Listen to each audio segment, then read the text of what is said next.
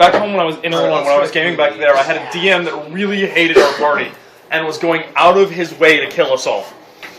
First thing he did, we managed to sneak our way through. This was when I still had my orange die. He eventually sent the Tarrasque at us. We were level 11. I rolled 16 20s in a row and proceeded to behead the Tarrasque with nothing but a +1 great axe. This one's got a... So, my greatest gaming story, part 1 of 1,000, I guess, would have to start with Jonathan Astor, of course. And there was an incident where we were dealing with this guy in a Call of Cthulhu game, because it's Jonathan Astor. And so I blew him away with a shotgun really, really hard. Just shot him up really hard, right? And later, we were in the hospital, and he remembered who we were, and I was really disappointed by that. And David's like, what did you expect? And the words that came out of my mouth were, well, I thought maybe he might have amnesia from the massive groinal hemorrhaging! No, like that.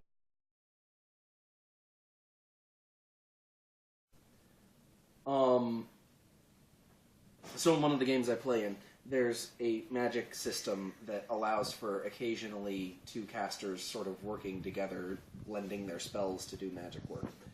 And one of my friends, David, he's in the Icon video, for example, he plays this caster called Cairn. And Cairn is sort of best buddies with this other caster that I play called Ishmael.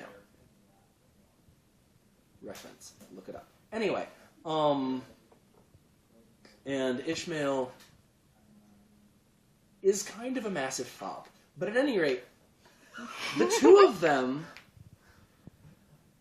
were doing some degree of massive, magic work to try to mend this rift in the planet, more or less, that was going to let a whole bunch of, insta-sleep magic hit this town full of people and basically render it completely useless, which would have allowed the big bad of the world to do horrible things to us.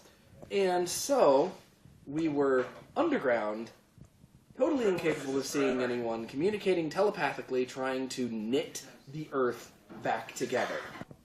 And it failed. Twice.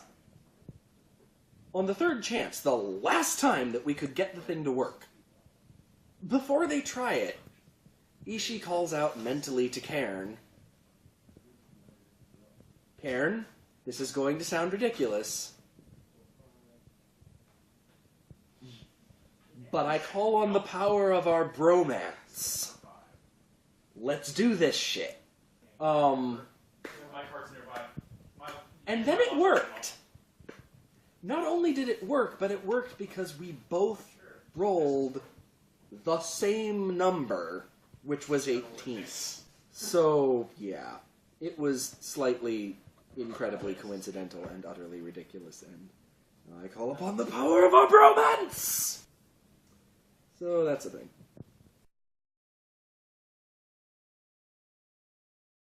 So, I played Call of Cthulhu back when it was still running. And one of the things that we did near the end of the game was we went against Nazis. And kind of the setup for this was I was sitting on the couch with Mike and Caitlin next to me on either side. Then there was David in another chair, Will across the room across from him, and then Jason and Kyle were on the far side. That's brat. Anyway, people were torturing me. Big surprise.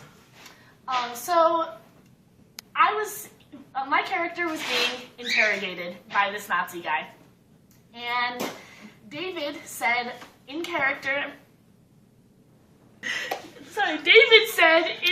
I'm going to interrogate you now. So completely in character and kind of under my breath, I said, oh, joy. And all of a sudden, David, completely out of character, turns to me and says, what did you say? Really? My response to David asking, what did you say, was to repeat, Oh joy! Just a little louder. They'll throw all these back at you. Okay.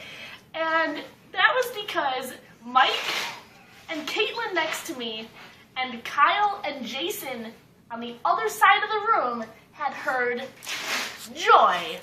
Somehow Will and David had heard you're a dick. We decided at that point that in character it was going to be you're a dick, oh joy.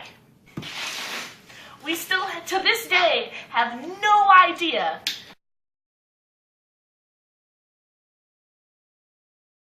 Revenge, motherfucker!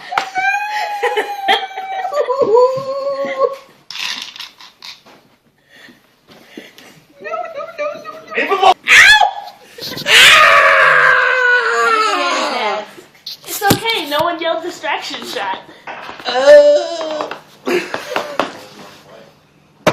I'm wearing a hat now.